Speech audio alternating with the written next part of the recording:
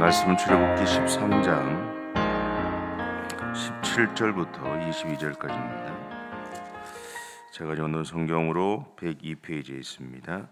출애굽기 13장 17절부터 22절까지입니다. 우리 함께 봉독하겠습니다. 바로가 백성을 보낸 후에 블레셋 사람의 땅의 길은 가까울지라도 하나님이 그들을 그 길로 인도하지 아니하셨으니 이는 하나님이 말씀하시기를 이 백성이 전쟁을 하게 되면 마음을 돌이켜 애굽으로 돌아갈까 하셨습니다. 그러므로 하나님이 홍해의 광야길로 돌려 백성을 인도하시매 이스라엘 자손이 애굽 땅에서 대열을 지어 나올 때에 모세가 요셉의 유고를 가졌으니 이는 요셉이 이스라엘 자손으로 단단히 맹세하여 이르기를 하나님이 반드시 너희를 찾아오시리니 너희는 내 유고를 여기서 가지고 나가라 하였음이더라. 그들이 숲곳을 따라서 광야 끝 에담에 장막을 치니 여호와께서 그들 앞에서 가시며 낮에는 구름 기둥으로 그들의 길을 인도하시고 밤에는 불 기둥으로 그들에게 비추사 낮이나 밤이나 진행하게 하시니 낮에는 구름 기둥 밤에는 불 기둥이 백성 앞에서 떠나지 아니하니라. 아멘. 오늘은 가나안 땅을 향한 이스라엘 백성들의 여정이 시작되었다라는 것을 보여줍니다. 근데 이 여정은 하나님을 향한 여정이라고도 할 수 있습니다.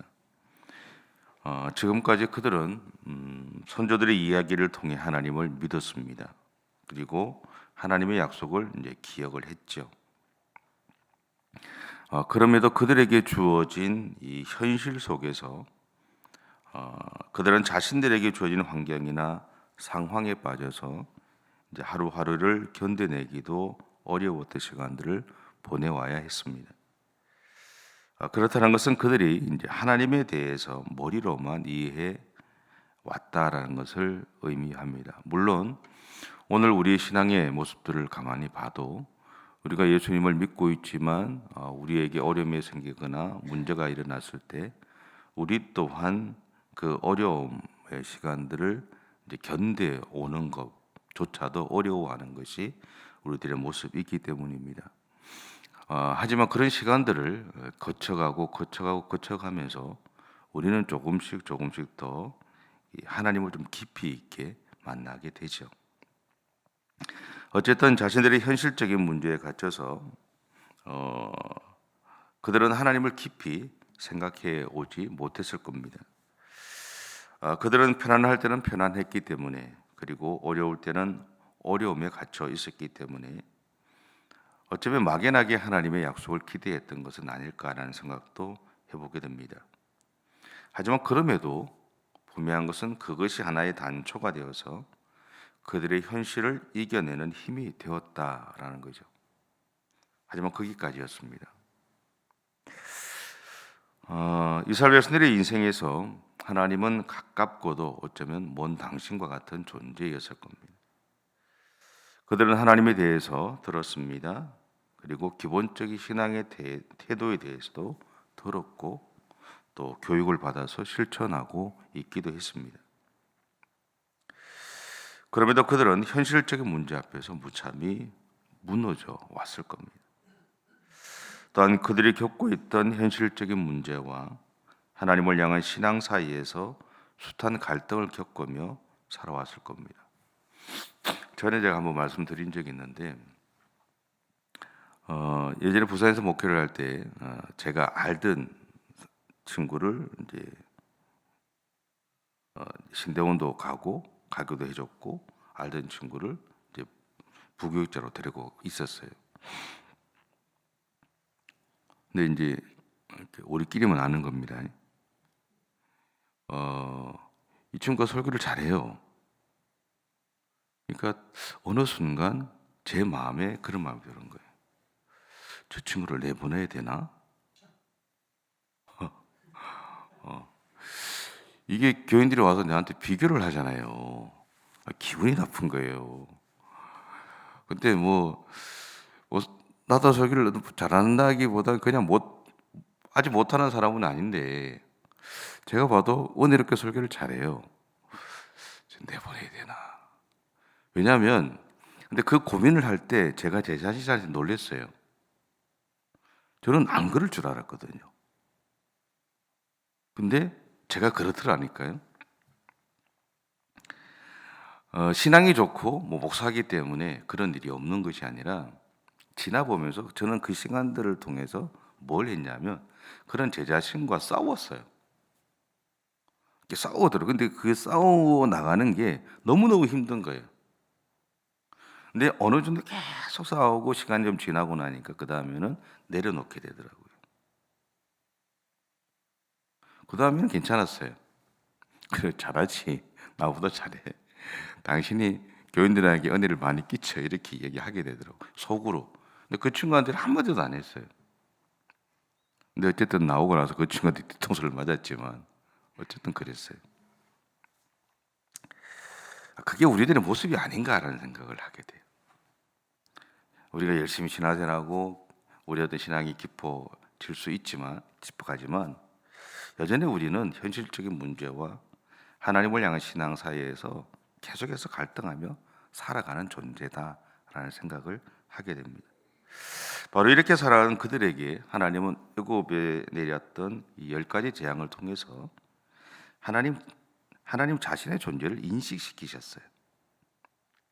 그 결과 이전까지는 막연하게 하나님을 생각해 왔던 그들이 하나님이 어떤 분이신지에 대해서 조금은 알아가게 되었다라는 거죠. 그래서인지 이스라엘 백성들을 하나님은 가장 잘 아셨던 하나님이 그들을 거친 광야가 아니라 평온한 광야로 인도해 가셨다는 거예요. 이것을 17절은 이렇게 표현을 하는데요. 17절 같이 한번 읽겠습니다. 시작. 바로가 백성을 보낸 후에 블레셋 사랑의 땅 길은 가까울지라도 하나님이 그들을 그 길로 인도하지 아니하셨으니 이는 하나님이 말씀하시기를 이 백성이 전쟁을 하게 되면 마음을 돌이켜 애굽으로 돌아갈까 하셨습니다. 아멘. 이렇게 이스라엘 백성들을 인도하셨던 하나님의 인도하심은 그들을 향한 하나님의 배려였다라는 생각을 하게 되고요. 또 그들을 향한 하나님의 사랑하심이었다라는 생각을 하게 됩니다. 예전에 그 서울에서 섬기던 교회에 이제 한 장로님이 한의사였어요. 이분이 저희 아이들 둘이를 가만히 이제 어릴 때죠. 이렇게 보시더니 이런 이야기를 하셨어요. 목사님, 쟤들은요, 자기가 죽을지도 모를 정도로 끝까지 노는 아이들입니다. 그 쟤들은 조절해 주지 않으면 안 된다 그래요. 근데 그게 조절이 되나요? 그 어린 아이들이 초등학교 가기 전에 아이들인데 조절이 안 되죠. 실제로 아이들은 저녁에 그렇게 놀다가 저녁이 되면 골아 떨어져요. 근데 가만히 살펴보니까 며칠을 그렇게 열심히 논다 하면은 반드시 아파요. 반드시 아파요. 자기의 모든 에너지를 쏟아서 논다라는 거죠. 그래서 어느 정도 나중에는 노는 것을 조절해 주어야 돼요. 마찬가지로 하나님은 이스라엘 백성들을 가장 잘 아셨어요. 그래서 그들이 감당할 수 있는 범위가 어느 정도인지도 아셨습니다. 이런 이유로 하나님은 가나안 땅을 향해 가는 그들의 여정에서 처음부터 전쟁을 경험하는 자리에 서는 것을 막으셨어요. 그 결과 그들의 여정은 조금은 더 길어지게 되죠. 여러분, 우리가 살아가고 있는 이 인생의 여정을 봐도요, 때로는 생각보다 더디 이루어지는 일을 경험할 때가 있습니다. 그리고 때로는 보다 쉬운 길이 분명히 있는데 하나님이 우리에게 어려운 길로 인도하실 때도 있습니다. 사실 이때는 그 누구도 우리에게 일어나는 일을 이해할 수 없어요. 그냥 할 수 있는 것은 왜 이렇게 하십니까? 라고 원망하고 한탄하고 하소연하죠. 하지만 시간이 지나고 보면 하나님이 우리에게 가장 합당한 길로 인도해 가셨다는 것을 알게 됩니다. 그리고 여기서 분명한 것은 우리의 여정에서 어떤 일이 일어나든 그 모든 과정에는 하나님의 보호하심이 있다라는 겁니다. 이것을 21절과 22절이 증언을 했습니다. 21절, 22절 다시 한번 우리 읽겠습니다. 시작. 여호와께서 그들 앞에서 가시며 낮에는 구름 기둥으로 그들의 길을 인도하시고 밤에는 불 기둥을 그들에게 비추사 낮이나 밤이나 진행하게 하시니 낮에는 구름 기둥 밤에는 불 기둥이 백성 앞에서 떠나지 아니하니라. 아멘. 하나님이 불기둥과 구름기둥으로 그들의 삶을 보호하시고 인도하신 것은 그들이 애굽에서 나온 다음부터였습니다. 다시 말해 우리가 예수님을 믿은 이후부터 우리의 인생에는 구름기둥과 불기둥으로 우리의 삶을 인도하시고 보호하시는 하나님의 일하심이 있다라는 거죠. 그것이 강하게 느껴지는 사람도 있을 것이고 그것이 약하게 느껴지는 사람도 있을 것이고 어쩌면 제대로 느껴지지 않는 사람도 있을 겁니다. 그런데 그것은 개인적인 차이이기도 하고 또 다르게 표현하면 신앙적인 깊이의 차이로 인해서 생기는 일이기도 할 겁니다. 그럼에도 불구하고 분명한 것은 뭐냐면 우리를 구원하신 하나님은 구름기둥과 불기둥으로 오늘도 우리와 함께 하신다는 거죠. 이것을 이사야 8장 8절은 이렇게 말하는데요. 흘러 유다에 들어와서 가득하여 목에까지 미치리라. 임마누엘이여 그가 펴는 날개가 네 앞에 네 땅에 가득하리라 하셨느니라. 마태복음 1장 23절에서는 이렇게 말합니다. 보라 처녀가 잉태하여 아들을 낳을 것이요 그의 이름은 임마누엘이라 하리라 하셨으니 이를 번역한즉 하나님이 우리와 함께 계시다 함이라. 여기서 하나님은 임마누엘이라는 말을 통해서 우리가 예수님을 믿은 다음부터 하나님이 우리와 함께 하신다라고 선언하고 있습니다. 그리고 하나님이 예수님을 통해 우리와 함께 하시게 되었다라고 선언하시는 겁니다. 또한 우리가 예수님을 믿음으로 하나님은 우리가 자신과 함께 할 수 있게 되었다라고 선언하시는 겁니다. 그러면 오늘 하나님은 구름기둥과 불기둥으로 이스라엘 백성들과 함께 동행하셨습니다. 그리고 그들의 가나안 땅을 향한 여정과 하나님의 축복하심의 약속을 성취해가는 여정을 이끌어 가실 것을 약속하셨어요. 여기서 우리가 해야 할 일은 그렇게 행하실 나의 하나님을 내가 믿는 겁니다.